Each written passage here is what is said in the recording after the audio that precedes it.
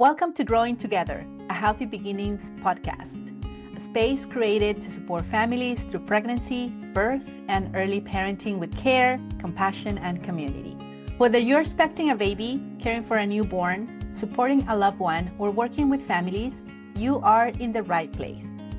Join us for conversations with experts, facilitators, and parents as we explore perinatal nutrition, mental health, parenting, community building, and the resources that help families thrive.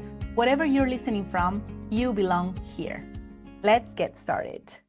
Today, we are really excited because we're going to be talking about a topic that is something that our new parents encounter as soon as their baby is born.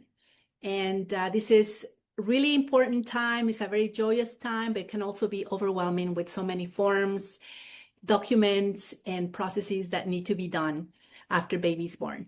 I am your host, Tania Borja, Senior Coordinator with Healthy Beginnings Program at the Stop Community Food Center. And today we are joined by Griselda Hernandez. Griselda Hernandez, she is a full spectrum doula and community defender who provides support to undocumented folks and families, helping them to navigate and understand the healthcare system in Ontario. Griselda believes that everybody deserves dignified access to healthcare, sexual health, and reproductive health, regardless of their immigration status. Thank you so much for being here today, Griselda. We are really excited. Let's begin. Welcome back. And please tell us a little bit about the work that you do in the community and also as a doula, as an activist. Sure. Thank you, Tania, for having me today in the Healthy Beginnings podcast. Well, as a doula, I provide emotional support for families in their reproductive journey. I provide support for the overwhelmed parent, as well as, information about services they need to get in contact with, and everything that is in between of those two needs for the parents. As an activist, I collaborate with different groups that provide educational workshops for undocumented folks and families, and how they can navigate the systems. It could be public services or healthcare access in order for them to live a dignified life. So that's mainly what my focus has been in the last a few years.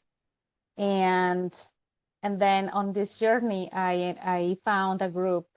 It's called the Health Network for Uninsured Clients, and that's when I learned everything that I know until now about the newborn OHIP and the process that goes into that. Great. Yes, well, today that's the topic that we're going to be talking, and we're going to be picking your brain on all of these processes that need to be shared with parents when they have a new baby, right? So let's start. So for parents who may be hearing about this for the first time, can you please explain what registering a baby means and why it is important after birth? Sure. Well, basically registering your baby for OHIP means that your baby will be covered for healthcare services in Ontario. It means that your baby will get seen by a physician without representing a cost to you. And it's important because it's important to do it after birth because all the baby wellness checkups that are included in the first 6 weeks are going to be covered, and they won't be delayed if your baby has OHIP coverage. So that's why it's important. Absolutely. And when should parents begin this registration process in Ontario? And are there any basic steps they should know? Yes. So first of all, there's two ways that parents can register their baby for OHIP coverage, and that's important to know, like how these situations are going to look like, and where you can, in which scenarios you can flag things are going the other way. Right. So first, if you give birth in a hospital with birthing facilities in Ontario, this could be with a midwife or with an OB, an obstetrician. Your baby registration OHIP will happen at the hospital before you are discharged. Like it could be a few hours later after you deliver your baby, and it has to be before you get discharged. So the registration process may look like It could be your midwife or it could be the nurse in charge. They will provide you with the registration form. They will hand out the registration form to you. So you are the one that has to fill out the information in there. Right.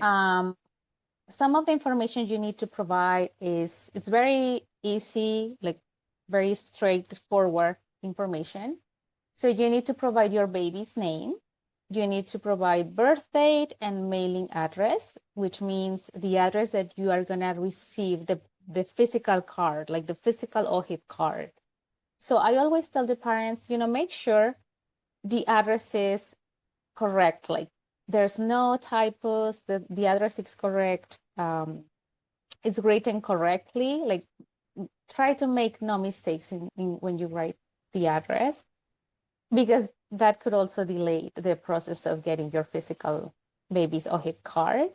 Right. And you also need to confirm that your baby's primary place of residence is Ontario. And you need to confirm that your baby will be in Ontario for at least 153 days in a 12-month period. So then once you fill out all this information by hand, the person that hand out the form to you is going to detach the bottom part of the registration form. So this is going to be your provisional baby OHIP, and you have to keep it. Like I always tell my parents, try to take a picture and try to keep the paper. Try not to lose it because that's going to be the provisional number until you receive the physical card in your mailbox. Yes. So that's the first way that families can register their babies for OHIP. The second way is if you give birth in a hospital without birthing facilities, then you need to get a proof of birth letter. And this document, you can ask for it with the nurse in charge. You can ask for it with the doctor that delivered your baby. They can provide that. And with that letter, that's going to be your proof that your baby was born in Ontario. So with that letter, you can present the birth letter to Service Ontario, the Service Ontario office. You can do all this if you go within the 90 days after the birth of your baby, okay? If you wait more than 90 days after your baby's birth date, then you're gonna need to prove citizenship. So that means you're gonna need to wait until you receive your baby's birth certificate. Wow. Yeah, so these are the two options that parents can actually register their babies for OHIP. Right. And if a parent can't go physically to an office, to an Ontario, Service Ontario, can they register online? No.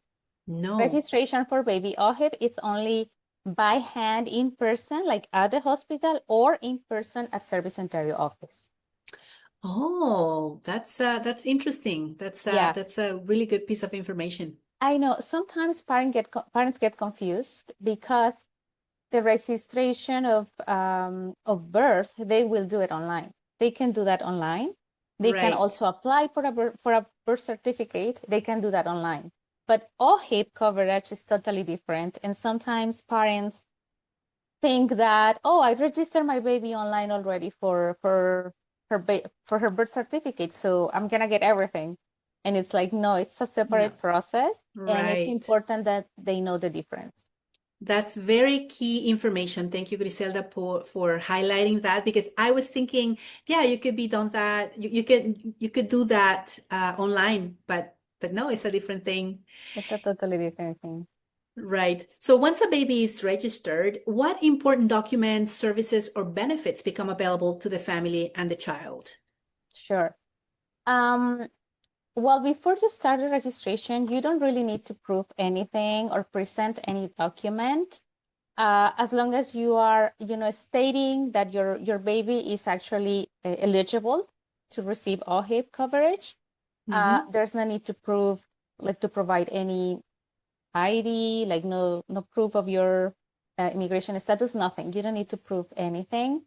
And then like some of the benefits that the baby or the family will get once their baby is registered with OHIP is basically, they will get immediate access to newborn screening tests. They will get hearing screenings, and this will all be covered by OHIP, right? So that's why it's important, do the registration while you are in the hospital and before you are discharged. The newborn screening test usually happens after 24 hours, maximum 48 hours after your baby is born. And the hearing screening, sometimes that may take like 2 to 3 days. So by the time your baby undergoes this test, they will already have their provisional number, and these services will get covered. So that means it won't represent a fee, like out-of-pocket fee for you. Yeah, that's very important, as well as any vaccination or any kind of other tests that may become important or necessary, correct? Exactly, like everything related to emergency visits, immunizations, wellness checkups, everything will be covered once your baby has this, once your baby has the OHIP number. Yes. And Griselda, according to your expertise, what are some common challenges that family face during the registration process, particularly for parents who may not have a provincial health insurance in Ontario or that are new to the system? Yeah, families can get targeted when they are in in hospital facilities. The hospital staff may think they are in Canada as a visitors or as a tourist, and that's when they get their babies or hips denied. And this is mostly because nurses or just hospital staff may start asking questions to the families, questions that they shouldn't be asking, like, oh, do you have OHIP yourself? Or, what's your status in Canada? And then families don't know, they can actually decline and not answer these questions because it has nothing to do with their baby's eligibility for getting OHIP coverage. So I think this is more about like the families being targeted, right? Like yeah, it's about that. They get targeted and then they start getting more questions asked to them. Of course. So obviously, babies are eligible to healthcare services even if their parents do not have health insurance in Ontario. So what you just mentioned that, but like what other rights parents have that they need to know when they're navigating this process? Sure. Well, like you just mentioned it, every baby born in Ontario, it's eligible to have OHIP coverage or healthcare coverage. They need to be eligible. There's like 3 important points they need in order to be eligible. And those are, they need to be born in Ontario. They need to, the baby or the parents will need to live in Ontario for at least 153 days in a 12-month period. And Ontario needs to be the primary residence of at least one of the parents. So for most families that live in Canada or in Toronto or in Ontario, they work here, all their children go to school here, they are connected with the community. That means they live here. So that means their main place of residence is Ontario. So most of these babies will qualify for OHIP. And then that's what the parents need to know. That's the most important thing that parents need to know. Like, what is my baby eligibility criteria? And making sure that my baby is eligible for OHIP, right? Right. And then immigration status of the parents has nothing to do with newborn eligibility to be covered by OHIP. So that's also another important thing parents need to know. And it's their baby's right to get access to healthcare. Absolutely. We've heard about cases where newborns have been denied health coverage. And according to what you know, how common is this issue, and what should families do if they are experiencing it? Yeah, it's very common. It's more common that you may think. So we noticed there was like an increase in denials over the past 2 years. It kind of went up like very dramatically. I think it has to do with the, given the political context, like all this anti-immigrant propaganda we are hearing. Sadly, it's getting worse, and then there's like a specific families that are being targeted at hospitals as well as at Service Ontario. So I would say, try to be informed. Like previously to going to the hospital facility, try to be informed. Try to know what is the eligibility criteria, review it, understand it, and then learn how to advocate for yourself and for your family. Get in touch with community health centers, get in touch with community groups so you get more information about these topics. Try to reach the Health Network for Uninsured Clients, for example, like try to reach these organizations that work with families or with families that have immigration, precarious immigration status. So you can be informed about your rights and what you could do in case you get your baby's OHIP denied. Yes. Yes, this is very important, and thank you for bringing this information to the community. What exactly is the role that the Network for Uninsured Clients is playing in supporting families that do not have OHIP coverage? Yeah. So we try to connect uninsured folks with uninsured clinics. It could be walk-in clinics, or it could be, just like there's a specific uninsured clinics around the city. We try to connect them with community health centers. We try to connect them with pop-up clinics to access primary care mainly. That's the goal, to get undocumented people accessing primary care. That would be like the first step. But we have received cases where there's someone having like it's in very high risk of illness, or it's like, very sick and need assistance right away. So the network has like a wide variety of people inside the hospitals as well. So what we try to do is kind of connect the dots and try to talk to other people inside the hospital to see if these folks can get access to care. Sometimes it's possible to help them. Sometimes it takes a long time. I'm going to be totally honest here. But we try to do what we can with the resources we have, right? Absolutely. And this is extremely important work in the community, because if there wasn't a group like yours doing all this advocacy for families, this situation would be even worse than what already is, right? So why is advocacy so important when it comes to providing, to improving healthcare access for insured families and newborns, and how can the families get involved in this advocacy process? Sure. Advocacy is important because access to healthcare should be a basic human right. Everyone deserves dignified care regardless of their immigration or insurance status. Advocacy helps to address barriers faced by uninsured families and newborns, excuse me, and support policies that improve access and promote better health outcomes for communities, like for all of us, really.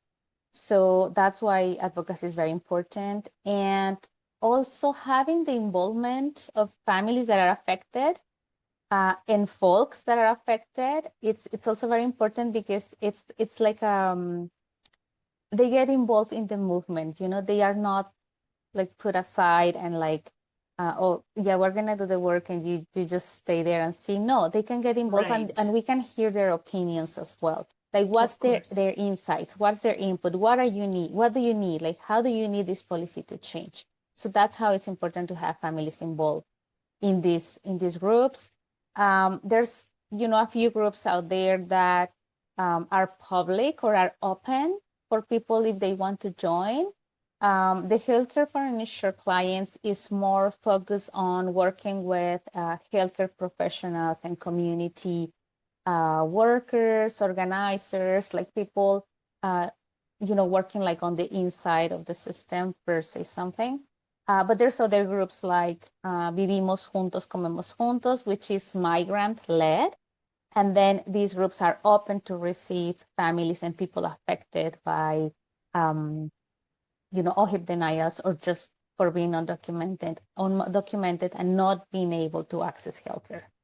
Yes, no, absolutely. Having the feedback of the families, telling their stories, commenting on what their needs are and how they are experiencing these challenges is crucial. It's crucial for things to really move in a direction that, as you said, it really becomes a respected human right for everybody. Yeah. And this has been an amazing conversation. I know you have provided us with a lot of information. I'm sure the parents that will be listening to this have gotten a lot of insights from all your expertise. Is there anything that you would like to, any changes that you would like to see in Ontario to ensure every newborn receives the healthcare they need from the very beginning of life? Well, really implementation of the policies, really, because this is a movement that was led from the Right to Healthcare Coalition. They started back in 2001, and they started doing advocacy to get newborns covered under OHIP. And they were fighting for newborn OHIP coverage, and it was until 2009 that they won the change in the law. And then the babies got covered by OHIP. That's when it changed, right? In 2009. So we are in 2026 now, Wow. and we're still seeing denials for baby OHIPs based on the parents' immigration status. So for me, it's more like I want to see the implementation of the policies. Follow the process. It's already there. It's the law. The babies born in Ontario that meet the 3 eligibility criteria, they are eligible for OHIP. They should have their OHIPs. Absolutely. Yes, no, totally agree. And it is really incredible to see how sometimes changes in the system really take so long and really is unnecessary. And it's affecting a lot of families in the community.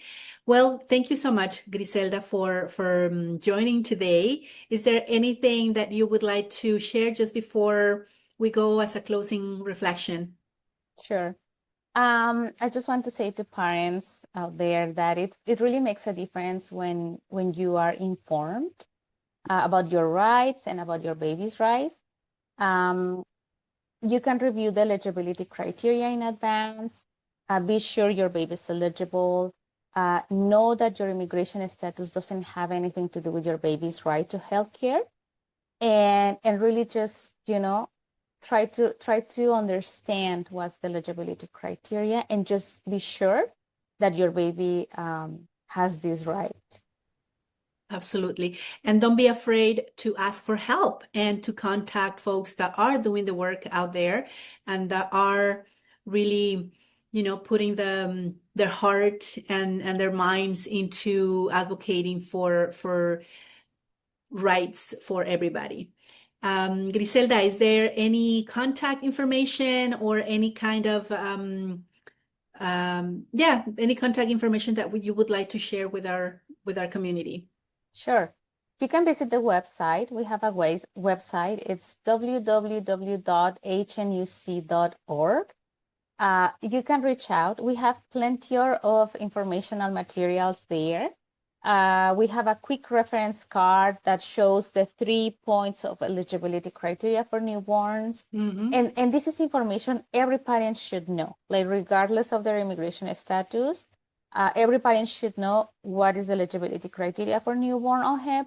And then there's other groups that, if you or your family has like a precarious immigration status, you can always visit the website of bjcj.org, and you can learn more information about groups, migrant-led groups that offer support and information for undocumented folks. Absolutely. We will write down those websites on the comments of this episode for folks to access to these links and get in contact with the people that are out there doing the work.